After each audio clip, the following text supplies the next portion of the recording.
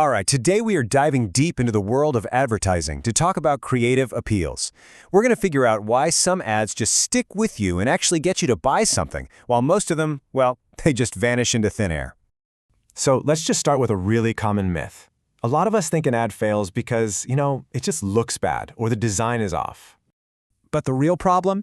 It's almost never that simple. The real reason they fail is because they don't actually say anything that matters. They just don't make a connection. I mean, think about it, right? You've seen those ads. The one that was hilarious or had that super catchy song you couldn't get out of your head. You definitely remember the vibe. But here's the punchline.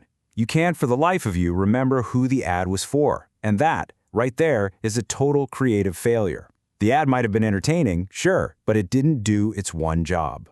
So how do we fix this? Well, it all starts with understanding this really core idea, the creative appeal. A creative appeal is basically how you turn a boring business strategy into something a real human being will actually care about. It's the story, it's the angle, it's the way you frame the value so that it clicks with people. I love this way of thinking about it. Creative is the bridge. You can have the best thing in the world, but if people don't see it that way, it's like it doesn't even exist. Creative is what connects your reality to their perception. So what's in this creative toolkit? Well, if we zoom all the way out, creative appeals really break down into two main types. So on one hand, you've got your functional appeals. These are rational, they're all about logic, think features, performance, price. They're answering the question, why is this product better? And then on the other side, you have emotional appeals. This is all about identity, aspiration, how it makes you feel. This answers the question, what does using this product say about me? And this is just a perfect example of these two playing out in the real world. Over here on the left, Capital One is being purely functional. It's a chart. It's about data, comparing rates. It's a sell for your brain. But then you look to the right. Ram Trucks isn't talking about horsepower. They're selling an entire identity, ruggedness, freedom, that American spirit. That is a gut-level emotional play. Which of course brings up the million-dollar question. Okay, so which one is better? And the answer is, it depends. It's not about better, it's about what's right for the situation. And the key variable here is consumer involvement. For those big, high-involvement decisions like buying a car, a house, something expensive, people use their brains. They want logic, they want facts. But for all those low-involvement decisions like grabbing a soda, they don't want to think. They rely on shortcuts, on feelings, on cues. And that's where emotion really wins. But here's the thing. It doesn't matter if you choose functional or emotional if you get this next part wrong. This is the golden rule, and it's where most advertising just completely falls apart. They just try to say way too much. We have the best quality, and the best price, and the most features, and we're faster. What's the result? It's just noise. The audience gets blasted with information and remembers absolutely nothing. Now check out this perfect, data-driven example of focus, Sensodyne.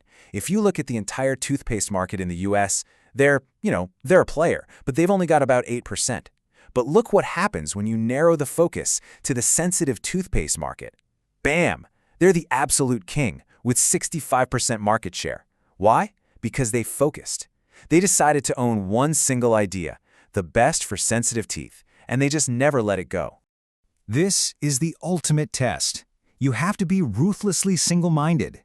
If you ask a random person what your ad was about, there should only be one possible answer. One. Not a list of 5 different things. Okay, so you've got your one focused message. But that message has to be built on a solid foundation. It has to be based on something real. Because the best creative work isn't just clever, it's true. And this means you have to go deeper than just a simple observation. I mean, people drink coffee in the morning. Okay, that's a fact. But who cares? There's no power in that. An insight is the truth behind the fact. It's people need a ritual to transition from their groggy, just woke up self to the functional human being who can tackle the day. Now that is a human truth you can build a brand on. And the best brands are masters at connecting their product to that truth. They do something called laddering up. You start with a simple product feature, like Dove soap has moisturizing cream. Then you ladder up to a consumer benefit, like Pampers diapers provide comfort for your baby. But the absolute best brands, they take it all the way to a deep, universal human value. Think L'Oreal, because you're worth it. That's not about makeup, that's about self-worth. Okay, so we've got the theory down. Let's see what happens when all these pieces, a focused message, the right appeal, and a real human insight, all come together in one fantastic ad. So take a look at this ad for Jameson. Their one big idea is smoothness. Simple enough, right? But how do you actually sell smooth? It's a feeling. It's an abstract idea. How do you make people get it? Well, the secret lies in a cool little piece of psychology called dual coding theory. All it really means is that our brains are wired to remember things way better when we get the same message through two channels at once, our ears and our eyes, words and pictures, together. And this is exactly how Jameson pulls it off. The verbal channel is super direct. The headline literally says smooth. No confusion there. But look at the visual channel. That flowing green line, it just looks smooth. The warm color of the liquid, the cool condensation on the glass. Every single visual cue is screaming smooth.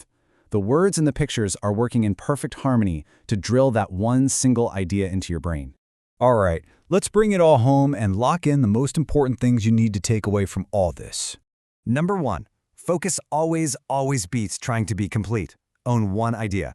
Number 2, a real human insight is way more powerful than just being clever. Find the truth. Number 3, know your situation. Use emotion to grab attention and use logic to build belief. And maybe the biggest one of all, creative isn't just pretty pictures. It's your strategy brought to life. So I'll just leave you with this one question to think about. It's a simple test for any ad you ever make, or see again. If your ad doesn't stand for one clear, unmistakable idea, then what does it really stand for at all? Thanks for tuning in.